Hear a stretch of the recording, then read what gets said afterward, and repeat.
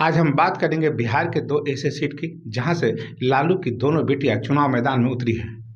सारण और पाटलिपुत्रा सीट।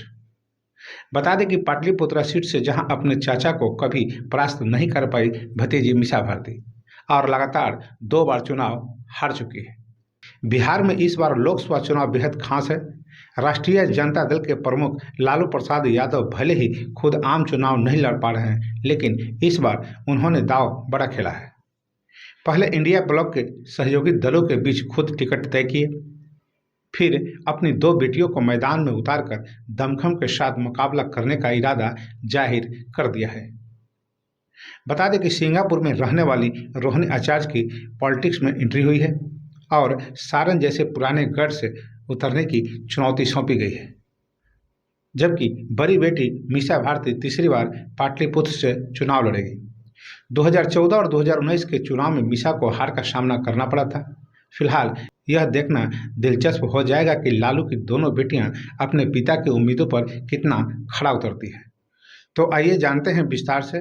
पूरा वीडियो के अंत तक बने रहें। मेरा चैनल को सब्सक्राइब और फॉलो नहीं किए हैं तो अवश्य कर लें और बेल आइकन को दबा दें।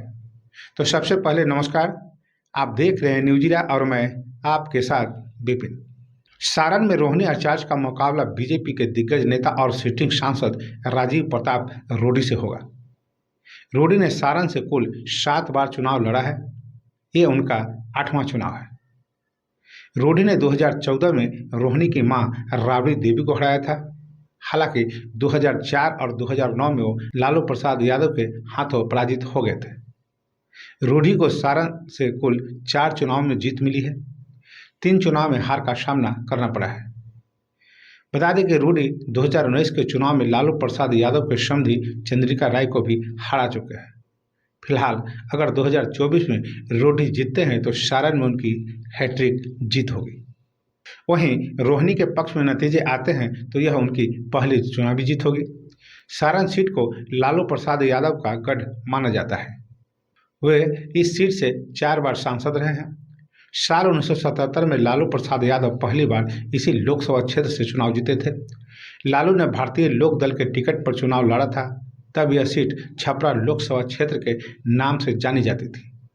लालू ने आखिरी बार साल 2019 में इस सीट से चुनाव जीता था और राजीव प्रताप रूडी को हराया था। साल 2008 में परिसीमन हुआ और इस सीट का नाम सारण हो गया। बता दें कि 40 साल की रोहिणी आचार्य सिंगापुर में रहती है। उनकी शादी 2002 में समरेश सिंह से हुई। पति समरेश सिंगापुर में जॉब करते हैं। रोहिणी और समरेश के एक बेटी और 2 बेटे हैं। रोहिणी ने MBBS किया है। रोहिणी 1.5 साल पहले तब चर्चा में आई जब उन्होंने अपने 74 वर्षीय बीमार पिता लालू प्रसाद यादव को बचाने के लिए अपनी किडनी डोनेट की और लंबे समय तक सिंगापुर में इलाज करवाया। रोहिणी ने जब किडनी देने का फैसला किया तब लालू प्रसाद यादव इसके लिए तैयार नहीं थे। रोहिणी के निस्वार्थ कार्य ने न सिर्फ बेटी हो तो ऐसी की भावना को बढ़ाया, बल्कि यह कई माता पिता के बीच अच्छा संदेश भी दे गया। यही वजह है कि लालू के विरोधियों ने भी रोहिणी की तारीफ की थी। अब रोहिणी के सामने सारण की उस लोकसभा सीट को जीतने की चुनौती है जहां से लालू प्रसाद यादव पहली बार सांसद बने थे, लेकिन पिछले 2 चुनावों से इस सीट पर बीजेपी का कब्जा है। इसी तरह पाटलिपुत्रा सीट को देखा जाए तो यहाँ भी चुनाव रोचक होने जा रहा है। नए परिसीमन के बाद 2009 में अब तक पाटलिपुत्रा पर बीजेपी का कब्जा चला आ रहा है। बीजेपी और राजद ने तीसरी बार अपने चेहरे को मैदान में उतारा है, यानी बीजेपी से रामकृपाल यादव और राजद से मीसा भारती के टिकट फाइनल हुए हैं। पिछले 2 चुनाव में बीजेपी रामकृपाल यादव को जीत मिली है और मीसा भारती के हिस्से में हार आई है।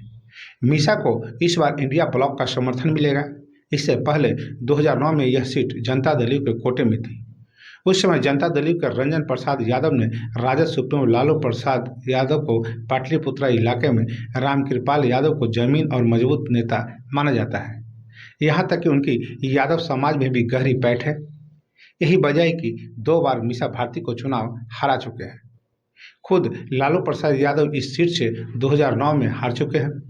जानकार कहते हैं कि रामकृपाल की हर समाज में पैठ है। उनके लिहाज से सामाजिक समीकरण भी फिट बैठते हैं और यही उनकी जीत की बड़ी वजह बनते आ रहे हैं।